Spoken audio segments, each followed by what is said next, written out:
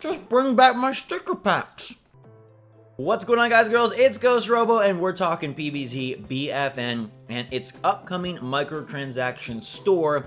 The fact that sticker packs are no more, but you are going to be able to buy individual cosmetics separately and with your own choice instead of randomization. This video is brought to you by these delicious, amazing, gluten-free, don't hurt your tummy Nature's Bakery fig bars, raspberry flavor. They definitely didn't sponsor anything, but they're really powering my video making powers lately, so I wanted to give them a shout out. And I wanted to give Battle for Neighborville a shout out because I have been loving it. I continue to really enjoy the game. I'm waiting every day for new features to be added. I'm like counting down, like, is it update day yet? Is it the new week yet? Are we ready to build this game better and better as we approach launch on October 18th? But I wanted to talk about something that I think slipped under my radar and maybe yours as well. Because did you know that PVZ BFN is getting a microtransaction store?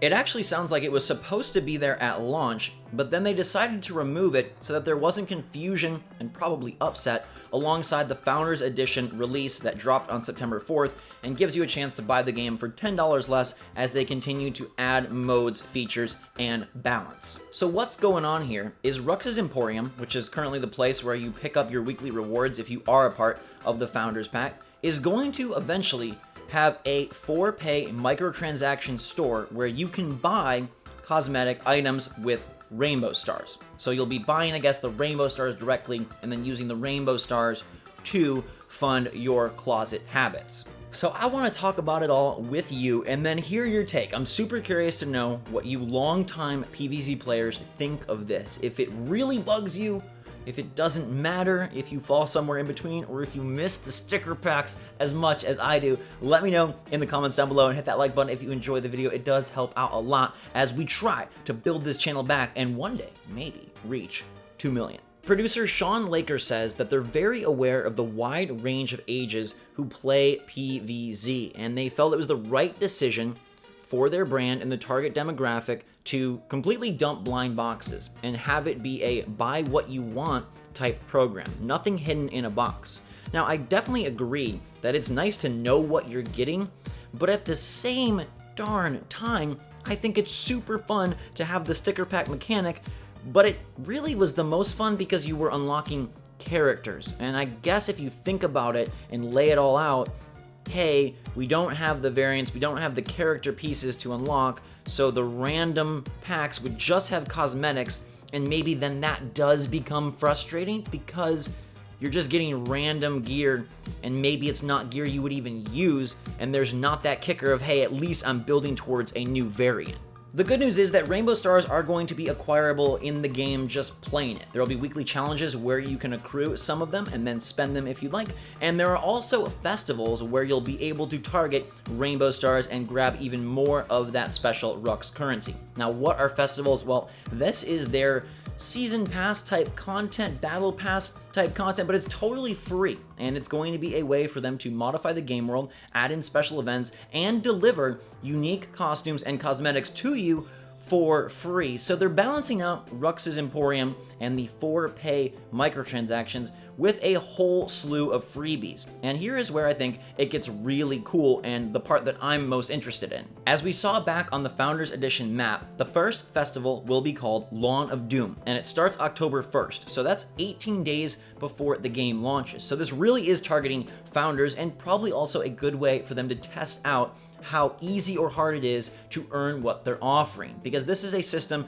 described as a skill tree of sorts where you'll be moving through the ranks, targeting specific pieces of gear and costumes and even rainbow stars that you want to work towards. Laker goes on to say, festivals are free for everyone to participate in. It's all about, well, how far do I get on it then? We've tuned it to a fairly generous spot, and that's something we'll validate during the Founders Edition period. That's why it's important for us to turn it on then. At the end of the day, we see it as an engagement feature. If you're into stuff to chase and you're playing all month long to get it, that's awesome. You can spend some rainbow stars on it for players who do want to go that extra bit, but I think we've tuned it in a nice spot where players will feel appreciative for what we're offering. So that basically confirms that festivals will be completely free. You can earn everything just by playing the game.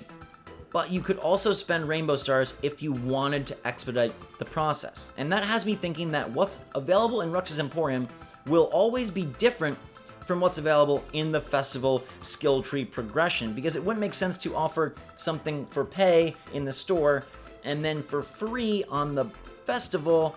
I don't think that adds up all too well. I just hope that the coolest stuff isn't always saved for Rux's Emporium. I hope that the cosmetics they give us and put up for offer in the festivals for free are really awesome as well. If I'm going to be working hard towards the end of that skill tree, the end of that festival, I want it to be really worthwhile, and I hope they don't withhold all the coolest costumes for Rux's Emporium.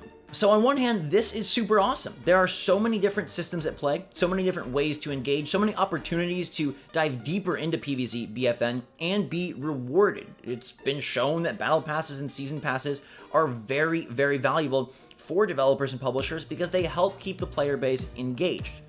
On the other hand, it sounds like it's going to get a little complicated. We go from a system where coins was the currency, and you'd earn coins by playing the game. You could buy coins if you really wanted to spend some real-world dollars, and then you would cash in for packs. And yeah, there was a wide variety of different packs, some special edition packs, some basic packs, some really awesome packs, but everything was within this same sort of cycle. And now there are currencies and systems like crazy. And yeah, I know that Stars and Rainbow Stars were back in Garden Warfare 2 to open chests, but now you've got the currencies of the PvE worlds, like the tacos in Town Center or the marshmallows in Weirding Woods. You've got Rainbow Stars that'll be used for Rux's Emporium, but also if you want to expedite your festival progress. And then you have the festivals themselves, which have their own kind of progression. You got weekly challenges that will get you Rainbow Stars that can be used into multiple places. There's also coins that can still be used on the gumball machine, and it starts to get a little, like, overwhelming, I think. Now, me personally, I really love customization. I really love getting cool stuff for characters. I really love the opportunity to have something super legendary that you rarely see out there on the battlefield. But I know a lot of people don't like that. I know a lot of people feel really put off by even the opportunity to pay. Now, the good thing here is it doesn't affect gameplay whatsoever. It's all cosmetics. You can't even buy new characters because there aren't new characters. But let me know in the comments down below, does Rux's Emporium rub you the wrong way? Does the fact that they're going to introduce a real-world money store bother you, or do you not care? Or, frankly, are you just really excited and you want to get the coolest customization because you love this game, you want to support it, and you don't care about spending a few bucks on something that makes your chomper look the best? It is very important to note, and Garden Warfare has always been good at this, and it looks like it's going to continue for BFN. They are going to be using the funds that they get from Rux's Emporium and putting them right back into the game to help build new levels and new characters. And that's a quote. Director Rob Davison says new levels and new characters that will not necessarily be tied to festivals will be added down the road. They don't have a set cadence as of yet, but at some point there will be more than 20 classes, which is super freaking exciting. At least that's how I interpret it. I don't think they mean just more costumes. There's plenty of that. I think by characters, he means legit classes and new characters. And I think if you logically kind of process the way that they have paved the roadmap for PVZ BFN, it's like we don't have variants, but we have 20 classes, and then the opportunity to create more classes to expand the gameplay that way, because they don't have to worry about each and every variant and how that would affect balance, and you don't have to code all those different characters within each class. You can just make brand new classes, and in some ways, that might be more exciting. Now, I'm still severely bummed that they don't have sticker packs, because I'm a Pokemon kid. I grew up with Yu-Gi-Oh!, Pokemon, Magic, DBZ. I even had Digimon cards. I think I bought a Monster Rancher deck off eBay once. I was crazy into TCGs, CCGs, all that fun stuff. And so it really appealed to me when I could go in, earn a bunch of coins by dominating in multiplayer, and then get a pack and maybe get a really sweet new variant alternate character.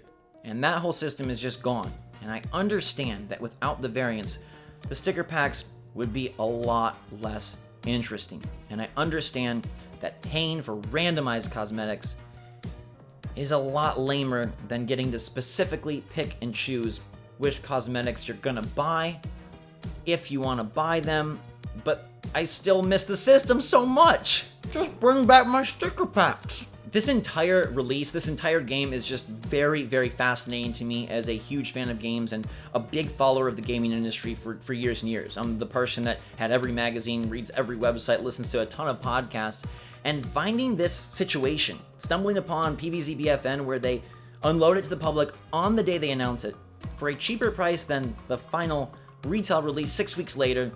But the whole game isn't there, but it's done, but they're balancing it, but it's not all there, but you can get in for cheaper. You'll eventually get everything. You can even upgrade to the deluxe edition for $10 more instead of $20. It's just a very unique situation. And now the way they're going to introduce free battle pass type content on October 1st with Lawn of Doom, if done right, that's going to be super, super awesome and will be a great hook to keep playing. Because honestly, besides the fun of opening the packs, I think what's really behind my big longing for that style of system is that it kept me engaged in the game. Because I knew I wanted to unlock all the different characters. And the more I played, the more character packs and pieces I get and the more characters I get. And that was a phenomenal loop to keep me invested, even when my friends weren't playing, even when I'd run out of things to do, even when I cleared all the single player quests. And at some point, that same thing's going to happen in Battle for Neighborville. There aren't an infinite number of PvE areas. They're awesome so far. The boss battles are choice, but you're going to be done at some point. You're going to get all the gnomes at some point. And then what do you do? Because that gumball machine, right now it's just 30,000 a pop. It's so random. I still implore them to build a bigger gumball machine. Something where I can spend 100K. Something where I can spend 1,000,000 coins and guarantee a better style of cosmetic. But maybe that dips too much into loot box style cosmetic gambling, and they're probably going to stay away from that and just focus on Rux's Emporium. But let me know your take in the comments down below. Does it change your opinion of the game at all, knowing that soon enough they will add a paid store to the title?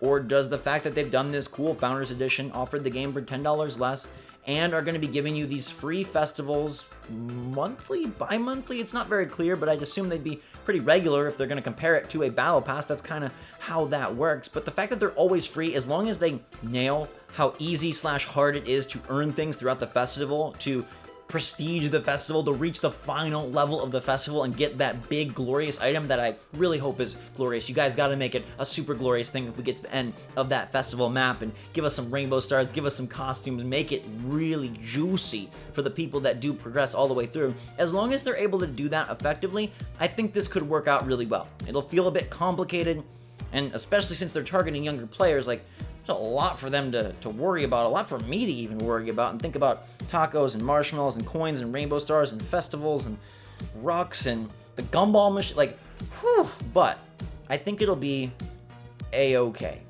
I trust these guys. They've kind of always done us right. They've been about the player.